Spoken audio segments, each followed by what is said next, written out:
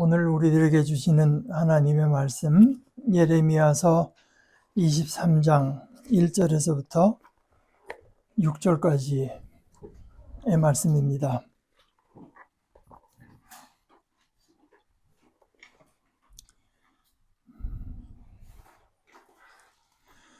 끝장이다 목자들은 그들은 내 목장의 양떼를 죽이고 흩어지게 한다. 야훼의 말씀입니다. 이러므로 야훼께서 이렇게 말씀하셨습니다. 이스라엘의 하나님이 나의 백성을 먹이는 목자들을 두고 말씀하신 것입니다. 너희가 직접 나의 양떼를 흩어지게 하고 쫓아냈구나. 돌보지 않았구나. 보라, 너희의 행동들이 악하기 때문에 내가 너희를 벌할 것이다. 야훼의 말씀입니다. 그러고는 내가 직접 나의 남은 양떼를 모아드리겠다. 나한테 쫓겨가 그들이 가야 했던 모든 나라에서부터 그들을 풀 뜯는 곳으로 다시 데려오겠다. 그러면 그들이 번성하고 불어날 것이다. 그때 내가 그들 위에 목자들을 세워두겠다. 그러면 그 목자들이 그들을 먹일 것이다. 그들이 더는 두려워하지도 않고 겁먹지도 않을 것이다. 하나도 잃지 않을 것이다. 야훼의 말씀입니다. 보라, 때가 다가온다. 야훼의 말씀입니다. 내가 다윗을 위해 의로운 싹이 일어나게 하겠다. 그가 임금으로 슬기롭게 다스리면서 이 땅의 정의와 공의를 이루어낼 것이다. 그의 시대에 유다가 구원받고 이스라엘이 안전하게 살 것이다. 사람들이 부를 그의 이름은 바로 이 이름, 야훼 칫케누일 것이다. 하나의 말씀입니다. 제가 이제 대학생 때까지 영락교회 다닐 때인데 저희를 그 지도해 주시던 집사님 한 분이 그 기독교 언론기관의 편집국장으로 계셨는데 그때가 이제 박정희 때였습니다. 박정희 때 여러분들이 뭐 아시다시피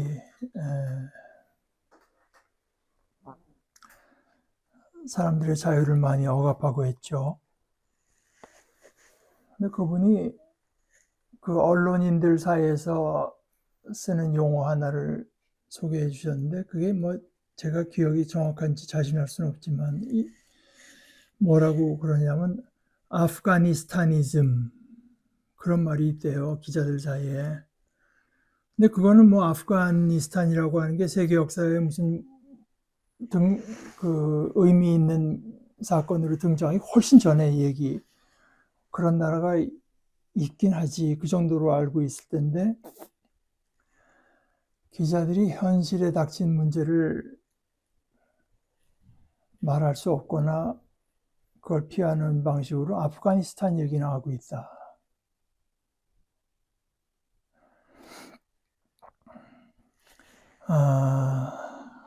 그 얘기였습니다. 그래서 오늘 사실 이제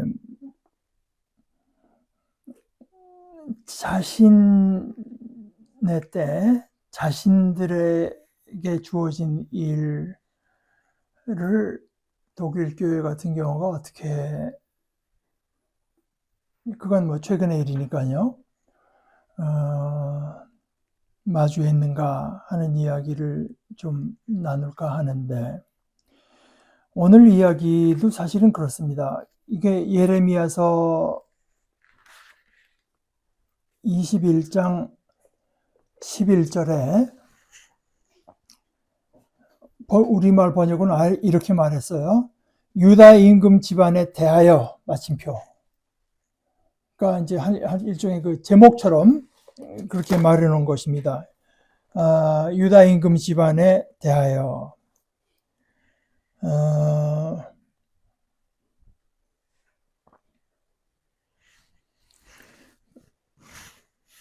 여러분은 야훼의 말씀을 들으세요. 근데 거진지 표지처럼 이렇게 말을 했고 이것이 쭉 이어지다가 23장 9절에 보면 여기서 이렇게 말합니다. 예언자들에 대하여. 이제부터는 토픽이 바뀌는 겁니다. 그러니까 그 앞에까지는 다 유다 임금 집안에 대해서 말한 거예요.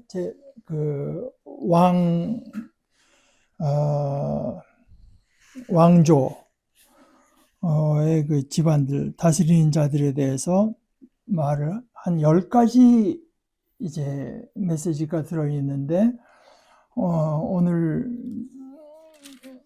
읽은 부분은 그 마지막 부분에 해당하는데, 그래서 이제 끝장이다 목자들은, 그러니까 하나님께서 여러 임금들을 세워주시고 임금들과 같은 권력을 맡긴 지도자들을 세워줬는데, 그들이 하나님께서 맡긴, 하나님 분명히 말씀, 나의 양떼라고 말씀, 나의 양떼. 그건 네 양떼가 아니다. 나의 양떼. 너들을 돌보라고 너한테 권력을 줬는데 돌보지 않았구나. 보라, 너희의 행동들이 악하기 때문에 내가 너희를 벌할 것이다.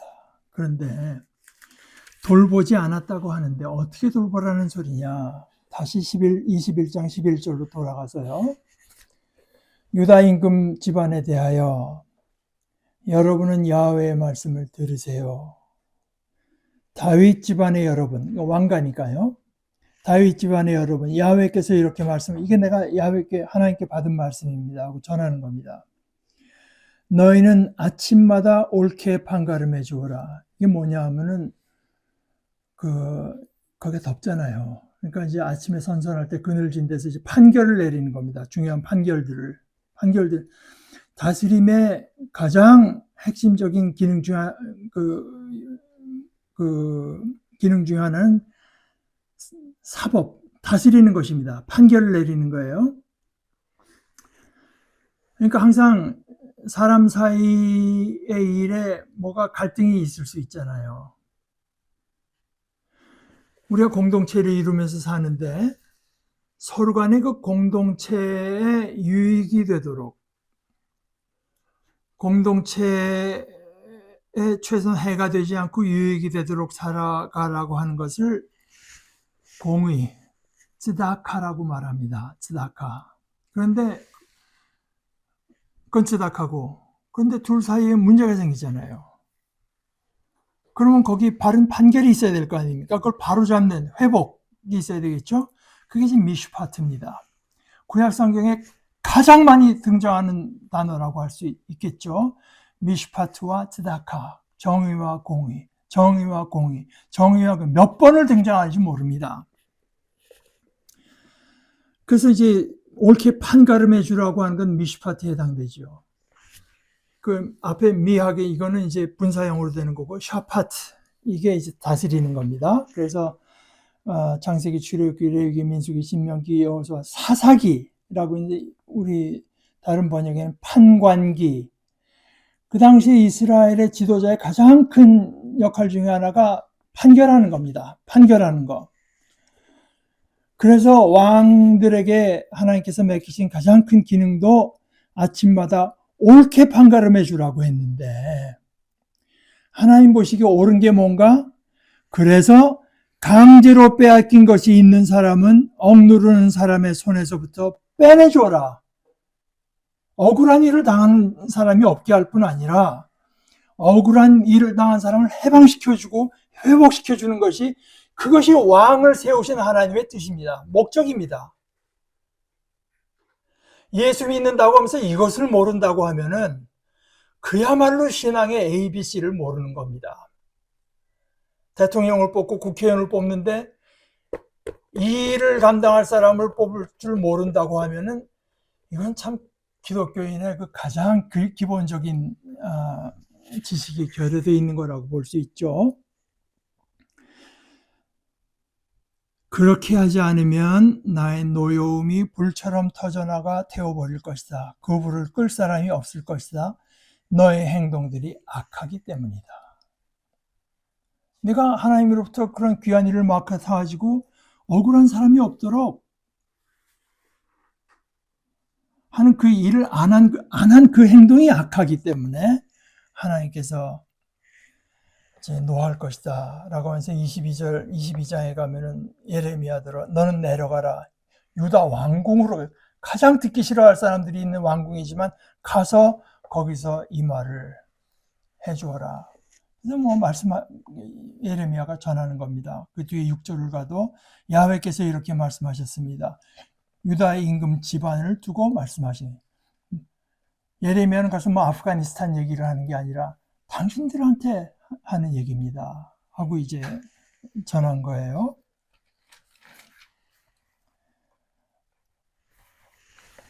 이제 이런 거를 생각해 볼 때 내가 세운 그 목자들이 나의 양떼, 하나님의 양떼인데 이거를 돌보지 않고 흩어지게 하고 쫓아냈기 때문에 그 너의 행동이 악하기 때문에 내가 너희를 벌할 것이다. 그러고는 이제는 내가 직접 모아드리겠다. 그들이 이렇게 위협을 느끼고 늘 불안해하는 것이 아니라 그들이 마음 놓고 풀 뜯는 곳으로 다시 데려오겠다. 그래서 그들이 번성해야 돼요. 번성해야 됩니다. 이 나라가 애를 낳기 싫어하는 나라가 되면 그 하나님의 뜻에 맞는 게 아닙니다. 번성해야 돼요. 그때 내가 그들 위해 목자들을 세워줄 것이고 그러면 그 목자들은 너희들과는 달리 그들을 먹일 것이다. 그래서 그 양떼들이 더는 두려워하지도 않고 겁먹지도 않고 하나도 잃지 않을 것이다 라고 한 뒤에 5절 6절에 여기서는 단수로 바뀝니다. 오라, 날들이 다가온다. 때가 다가온다. 내가 다윗을 위해서 의로운 싹, 이건 이제 단수입니다. 그가 임금으로 슬기롭게 사려 깊게 다스리면서 이 땅의 정의와 공의, 미시파트와 ጼ다카, 정의와 공의를 이루어낼 것이다. 그래서 그의 시대에 하나님의 백성인 유다가 도움을 얻고 구원받고 이스라엘이 시큐어하게 안전하게 살 것이다. 그래서 그 하나님께서 일으키신 그 의로운 싹의 이름이 뭐냐? 야훼 우리의 의, 의로우신 하나님, 하나님의 하실 일을 우리를 위해서 다 베풀어 주시는 하나님. 그러니까 우리는 물론 믿음으로 이분이 예수 그리스도라고 믿죠. 그리스도를 볼 때 어떤 식으로 봐도 하나님이 보이는 겁니다. 하나님의 의로우심이 보이는 것입니다. 자기 백성들이 자기 고집대로 가고 했는데 그 책임을 스스로 지시고 그 백성을 구하기 위해서 아들을 내어주신 하나님의 모습이 그분을 통해서 보이기 때문에 사람들이 부를 그의 이름은 바로 이 이름 야훼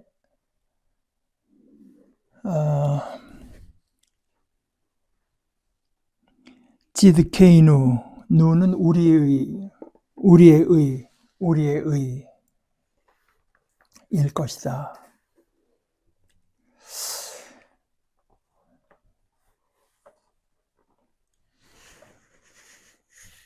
그가 정의와 공의를 이루어내는데요. 5절에 그가 임금으로 슬기롭게 다스리면서 정의와 공의를 이루어낼 것이다 라고 하지 않고 어디다 이루는가? 이 땅에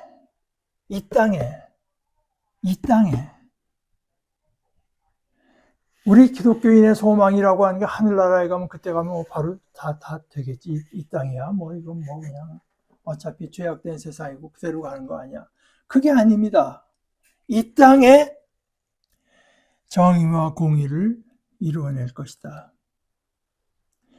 그런데 참 저도 그렇지만 우리 인간의 약점이라고 하는 것이 그 이제 키엘케고르는 인간의 연약한 자기 사랑을 하나 우리 신앙이 이제 도전한다고 문제 삼는다고 하는 건데요. 이 땅에 있는 이 골치 아프고 어렵고 위험하고 한 것을 다 피하고 싶어 합니다. 모여서는 내 모든 소망은 하늘에 있지 하면서 그 찬송만 하고 싶어 하죠.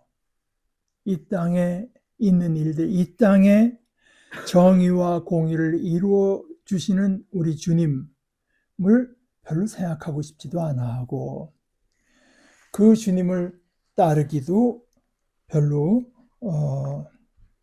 마음 내켜 하지 않습니다.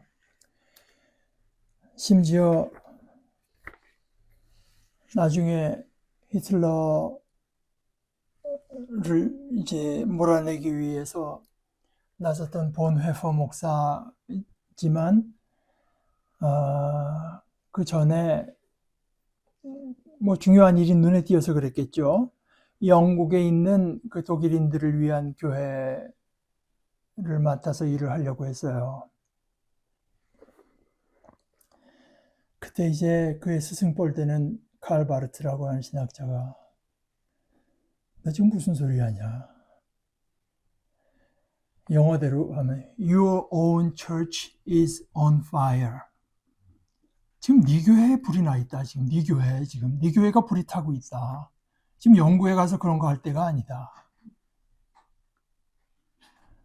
그래서 보네포가 독일로 돌아갑니다. 뭐 그것만은 이유는 아니었겠죠. 그도 역시 그에게 맡겨진 이 땅이 어딘가에 대해서 분명치 않았던 것 같아요.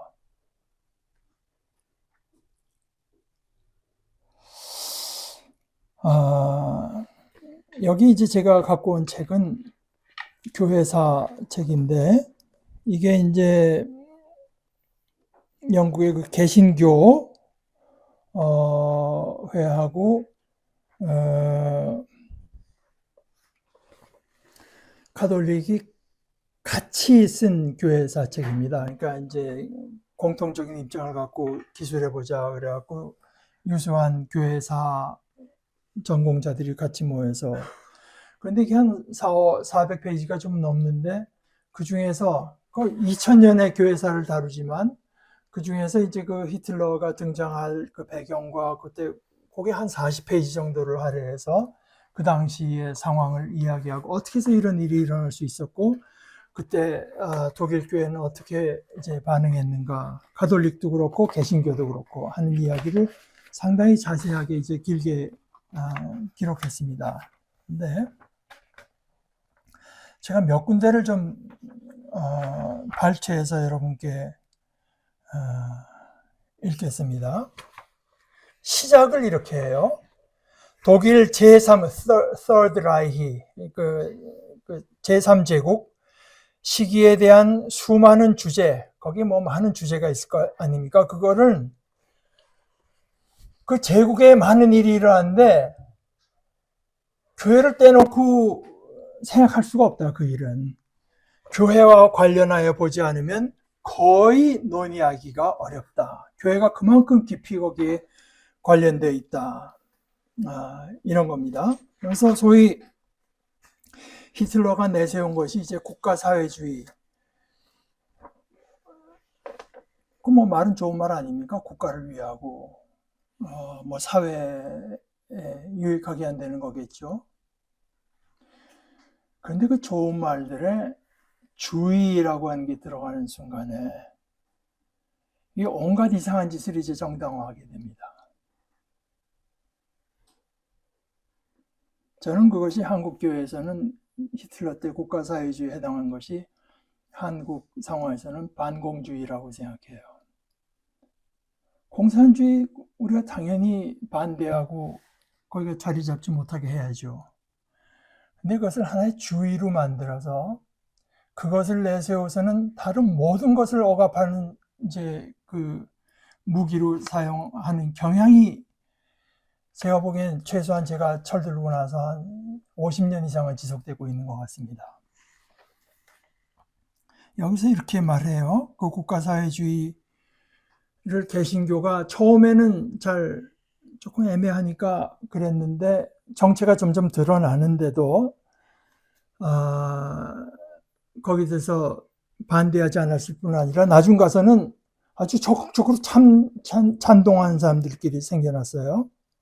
그런데 히틀러가 그 국가사회주의를 내세우면서 특별히 오늘날 우리를 슬프게 하는 것은 첫째, 민주주의와 법치가 폐지되고, 둘째, 정권을 반대하던 자들이 대규모로 강제 수용소에 수용되고, 뭐 이번에 윤석열 한 2,000명 수용할 자리를 받았다고 했죠. 그 다음에 유대인에 대한 박해가 시작되는 동안 새로운 제국이 기독교회에 의해서 이렇게 받아들여졌다는 사실이다. 비록 소수의 개신교인이 유대인 박해에 대해서 교회가 분명하게 목소리를 내기를 요구했지만 교회 지도자들은 정말 그렇게 해야 되는가? 이걸 결정하지 못했다. 일각에서는 그 독일이 유대인들을 대하는 방식이 하나님의 뜻에 어긋날 줄 몰라도 최소한 합법적이라고 얘기했고, 일부에서는 국가의 행위를 비판하는 것은 교회의 과제가 아니라고 생각했다. 그러면서 거기 한 문장 더 붙이길, 그러나 무엇보다도 교회는 새로운 정부와의 관계를 악화시키고 싶어 하지 않았다.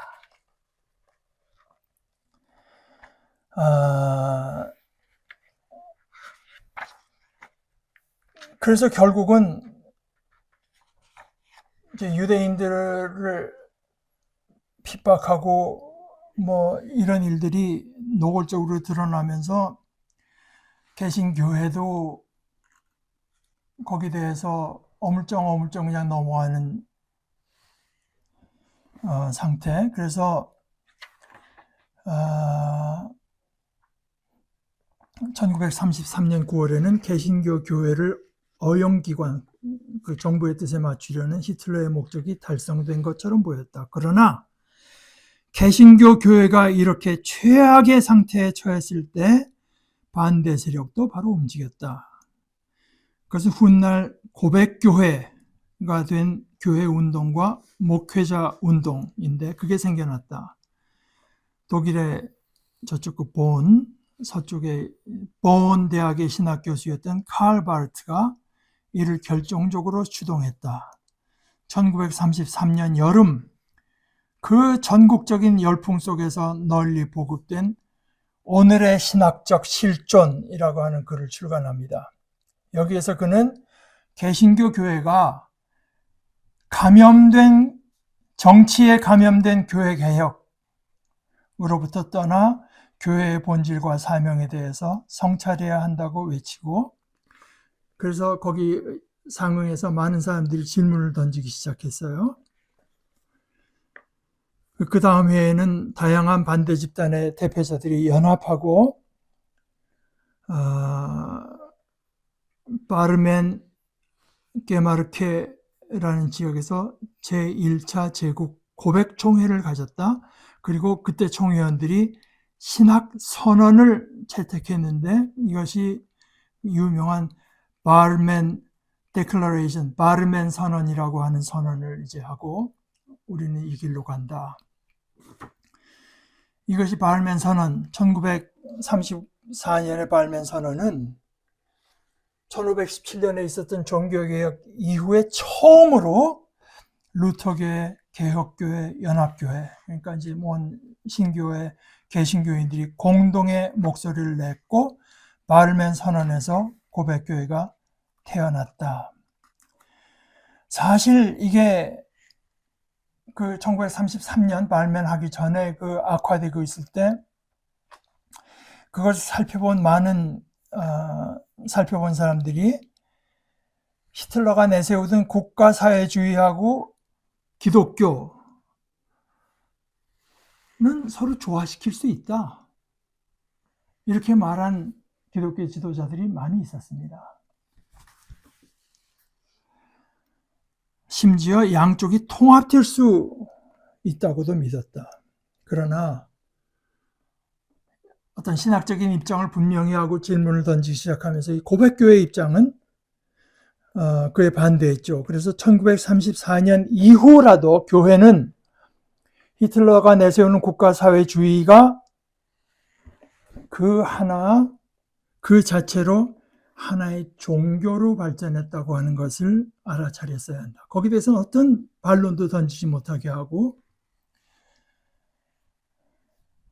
교회들이 이런 종류의 사이비 종교에 대해서 지칭한 것처럼 국가사회주의도 그 중에 하나, 교회가 다른 무엇에 대해 사이비 종교로 규정했다면 국가사회도 그 모든 것을 다 띄고 있었기 때문에 이것은 새로운 이단. 근데 이거 번역이 잘 이단이라고 하는 영어로 이제 컬트고, 사실 고백교회가 히틀러에게 협조하고 히틀러에게 그저 순응하던 교회를 말한 것은 그거를 이단이라고 말한 게 아니라 페이건, 이교라고 말했어요. 이교. 이건 기독교라고 할 수 있는가, 저것을. 그 국가사회주의의 중심에는 독일인 아리안 인종에 대한 믿음, 국가의 신격화, 지도자 숭배가 있었고, 반면에 이제 고백교회는 이 새로운 이교, 이단과 투쟁에 나섰습니다. 그래서 35년의 고백교회가 우리는 이 새로운 종교, 이건 기독교라고 할 수 없다. 새로운 종교에 반대한다고 공고하니까 그때 그 정권의 내무부 장관이 노트에다 이렇게 적었대요. 이거는, 저 고백교회 이거는 형법으로 처벌받아야 하는 국가와 민족에 대한 교활한 공격이다. 사실은 이제 뭐 가톨릭에 대해서도 있지만 너무 이제 얘기가 길어져서 이제 그거는 제가 생략하겠습니다만은, 히틀러가 죽인 것은 그뿐이 아니죠. 제2차 세계대전 시작할 때 히틀러는 이거는 절대적으로 비밀을 지켜야 된다고 말을 하면서 정신적 장애인, 신체적 장애인들을 살 가치가 없다는 이유로 죽이도록 명령했다. 근데 이제 히틀러가 그걸 떳떳하면 법령을 내서 할 거 아닙니까? 히틀러는 법률을 근거로 해서 공개적으로 이해를 하려고 하지 않았고, 약 10만 명이 넘는 환자가 그 행위 자체를 이제 안락사라고 미화해서요. 안락사라고 미화된 이 조치의 희생자가 되었다.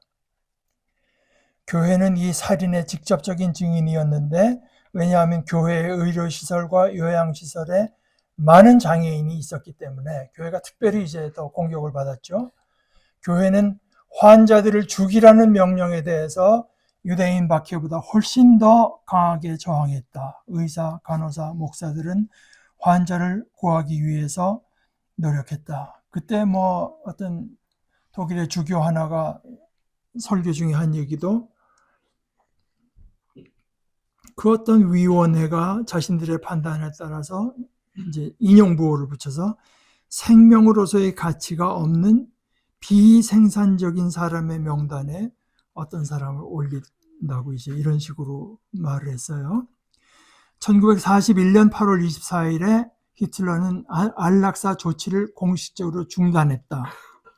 그러나 물론 그때까지 이미 7만 명이 넘는 환자가 목숨을 잃었다. 이게 양면을 다 이제 살펴봅니다. 그것을 중단시키는데 교회의 저항이 분명히 기여했다. 그렇지만 비밀리에 살인이 계속됐다는 사실을 잊지 말아야 한다.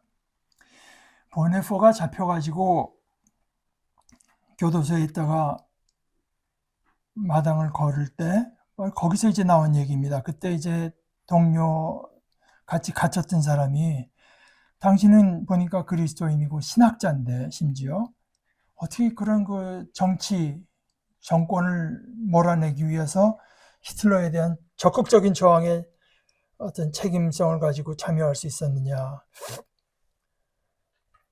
그때 그 옆에 감시자도 있었다고 해요. 감시자가 지켜보는 가운데 보네포가 비유를 들어서 짧게 대답했다. 술에 취한 자동차 운전사가 쿠르휘르스텐담 거리를 과속으로 달려내려올 때 목사가 할 수 있는 유일한 또는 주된 책무라고 하는 게 그 미친 사람 때문에 희생된 사람의 장례를 치러주거나 그 가족을 위로하는 것에 그칠 수는 없습니다.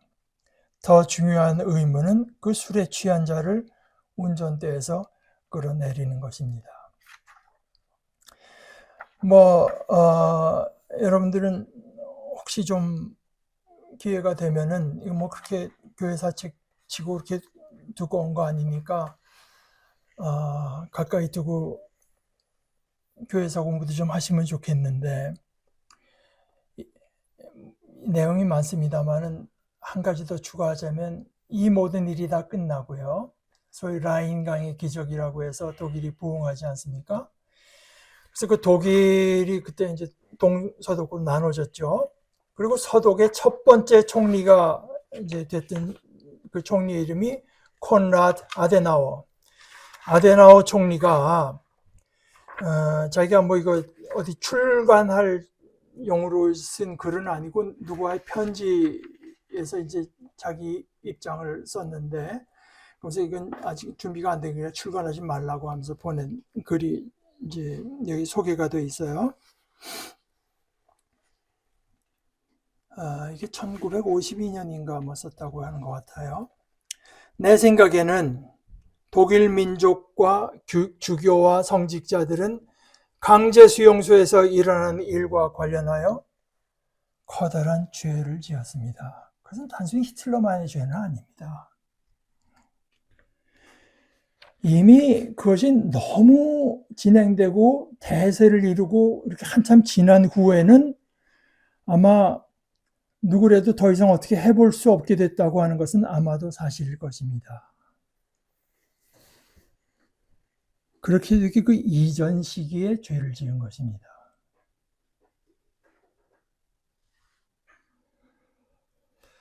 독일 민족과 또 대부분의 주교와 성직자들이 국가사회주의의 선동에 동조했습니다. 저항은 거의 없었고 더 나아가서 일부는 열광적 이기까지 했고 어용화되었습니다. 지금이라도 그 사람 돌아와야 된다고 주장하는 사람들도 있잖아요. 거기에 그 죄가 있습니다.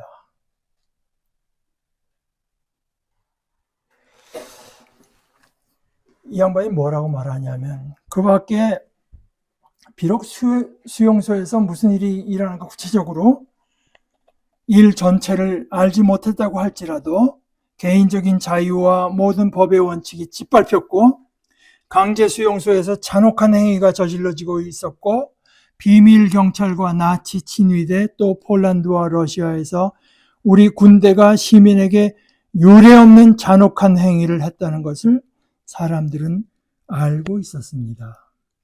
자세한 건 몰라도 뭔가 나쁜 일이 저질러져 있다고 하는 걸 모르는 사람은 없었다.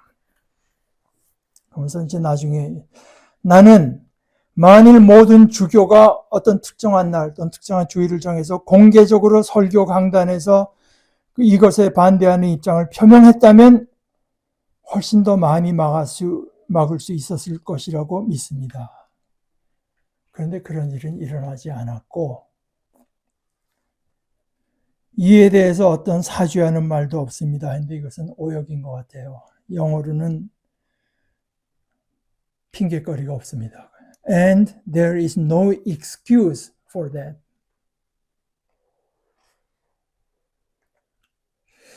만일에 주교들이 그렇게 하고 그 일로 감옥이나 혹은 강제 수용소로 갔다면 거꾸로 오히려 잃는 것이 없었을 것입니다. 그런데 그런 일들은 일어나지 않았고 그래서 최선은 침묵하는 것입니다. 이게 무슨 말이냐 하면은 저는 제 판단으로 시민들이 이 막 나가는 정권에 대해서 몰아내야 된다고 나설 때 우리가 가서 뭐 겨울에 며칠 가서 앉아 있는 건 이건 아주 가성비가 대단히 높은 일이라고 저는 생각을 했습니다. 우리가 뭐 가서 뭐 감방에 갈 것도 아니고 조금 귀찮고 한 거 견디면 되는데 그것이 물론 가성비라고 하는 걸 생각하면 여러 가지로 생각할 수 있겠죠. 뭐 제일 여러분들도 느끼실 거라고 생각하는 거는 미국이 저런 식으로 몇 천억 불을 내라고 할 때 지금 그 윤석열이라고 하는 사람이 대통령이었으면 3,500불 내라고 할 때 그 3,500억 불 갖고 되겠습니까? 한 5천억 불 드려야죠. 이렇게 나왔을 가능성도 상당히 있다고 생각합니다. 그 트럼프라고 하는 사람이 어떤 면에서는 참 미국 사람들의 태도를 참 많이 보여주는데요. 제가 겪은 미국 사람들은 물론 훌륭한 사람 많이 있습니다만은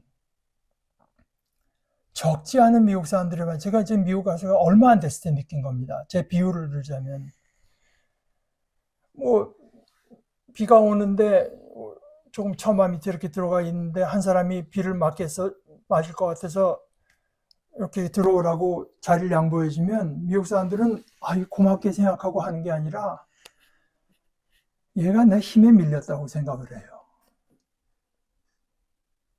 일단 내가 밀리지 않은 힘을 보여주고 나서 그 다음에 하면은 그나마 메시지가 제대로 갈 수 있는데 이들은 근본적으로 힘을 숭상하는 사람들이라고 저는 생각해요. 그래서 아니 우리나라보다 몇 배나 더 국력이 있는 일본 아베 같은 사람이 뭐가 부족해서 그렇게 트럼프에게 그 우스꽝이를 카펫에서 내려가 이런 그 처참한 꼴을 당합니까? 누가 버티면 오히려 황무한 리스펙 버티면 존중을 받고 그냥 양보해주면 양보해준다고 생각을 하지 않고 얘는 나한테 밀리는구나, 얘는 내가 막대해두는 이렇게 생각하는 그 경향이 대단히 농후한 것이 미국입니다. 그래서 버틸 줄 모르면은 존중받지 못하죠. 뭐 그런 경제적인 것도 있고 정치적인 것도 물론 있습니다. 그런데 그래서 저는 뭐 그렇게 생각해요. 지금 저는 대통령이 장관들을 놓고 그 TV를 방영하는 거는 이 세상 역사상에 한 번도 없었던 일이라고 이제 생각을 합니다. 그만큼 이제 투명하게 하는 것, 이런 걸 칭찬하는 것이 요가 아니라 제가 이때까지 여러분들과 쭉 얘기했던 것처럼 이 근대 사회를 살면서 우리가 신민, 백성으로 사느냐 아니면 시민으로 사느냐 하는 것은 내가 이 나라의 주인 노릇을 하느냐, 이것이 내 거라는 뜻이 아닙니다. 하나님의 것이기 때문에 나는 이게 내 것이 아니지만 마치 내 것처럼 책임을 지는 것이 크리스찬으로서 시민의식이라고 생각을 하는데 뭐 이재명이나 윤석열이 중요한 게 아니라 저 사람을 통해서 저 사람을 가지고는 우리가 나라를 이렇게 만들 수 있겠구나. 이게 주인의 역할 아니겠습니까?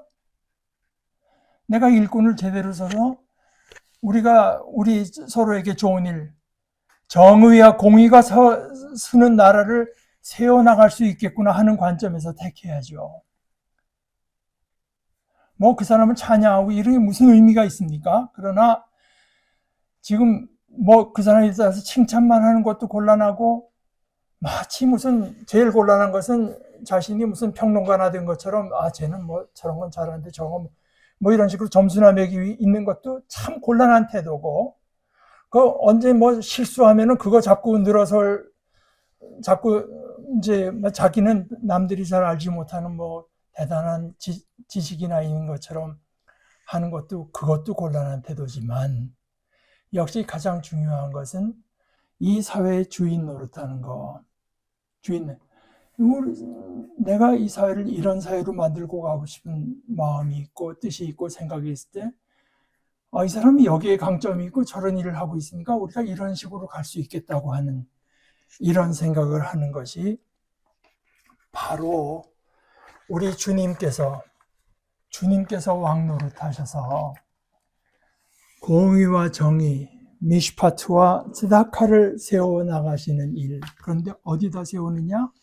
이 땅에. 보네포가 생각한 이 땅이 다르고 지금 우리에게 이 땅이 다릅니다. 그렇지 않습니까? 미국에 사는 미국 시민들에게 이 땅은 또 다르죠. 그런데 이 땅에 그래서 때가 다가온다. 야훼의 말씀입니다. 내가 다윗을 위해서 의로운 싹이 일어나게 하겠다. 그가 임금으로 슬기롭게 다스리면서 이 땅에 정의와 공의를 이루어낼 것이다. 그의 날들에, 그의 시대에 유다가 구원받고 이스라엘이 안전하게 살 것이다. 안전하게 살아야죠. 자기 정치적인 권력을 연장하겠다고 스스로 가장 위험한 천만한 집단이라고 입이 닳도록 부르는 그 북한을 자극하는 일까지 서슴지 않는 그런 포악 무도한 정권을 다스리지 않고요. 어떻게 이 사회가 안전해질 수가 있습니까? 제가 생각을 가슴이 서늘해요. 그러니까 이 사람이 무슨 계엄도 하기 전에 어느 날 갑자기 북한에서 뭔가 폭탄이 날아왔을 수도 있는 상황이로구나. 우리는 아무것도 모르는 새. 그런 일들이 방지가 됐구나. 그가 임금으로 슬기롭게 다스리면서 이 땅의 정의와 공의를 이루어내고 그래서 그의 시대에 유다가 구원받고 이스라엘이 안전하게 살 것이다. 사람들이 부를 그의 이름은 바로 이 이름 야훼 츠드케이누. 우리가 예수님의 이름을 야훼 츠드케이누라고 부를 수 있는 것이 이것이 제가 말한 가성비의 일부입니다. 그때 저항하지 않았으면은 일이 끝난 뒤에 그런 사람들이 오히려 말이 더 많아요. 그때 내가 나섰으면 어떡할 뻔했어. 그런데 아데나오 그렇게 저항하지 않았거나 오히려 열심히 받아들였던 사람들이 할 수 있는 최선은 아무 말도 안 하는 게 최선인데 그나마 그 일이 벌어진 뒤에 침묵하는 게 최선인데 이게 뭐냐?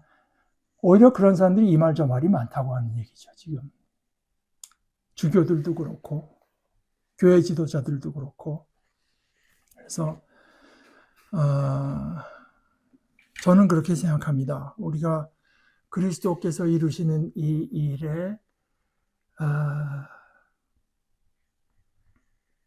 감사함으로 나설 때 우리는 우리의 양심을 따라 살 수 있는 자유를 얻게 되죠. 그것이 아마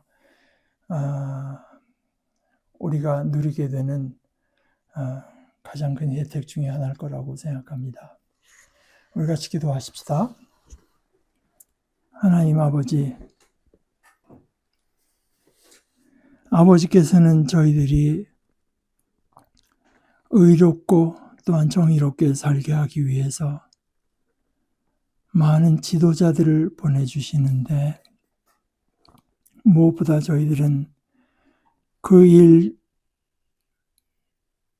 속에 아버지의 뜻이 있는 것을 늘 기억하기를 원합니다. 그리고 우리 주님께서 오셔서는 주님의 사랑과 십자가의 능력과 주님의 복된 말씀으로 이 땅에 그 일들을 이루실 것을 아버지의 약속의 말씀에 근거해서 믿습니다. 저희도 또한 그 일부가 되고 싶습니다. 아버지께서 저희를 다스려 주셔서 그리스도를 기뻐하고 그리스도께서 하시는 일을 기뻐하고 그 일에 우리의 몸과 마음을 바치는 것을 또한 영광스럽게 여길 수 있도록 주님 저희들에게 지혜와 믿음을 더하여 주시옵소서. 예수님의 이름으로 기도합니다. 아멘.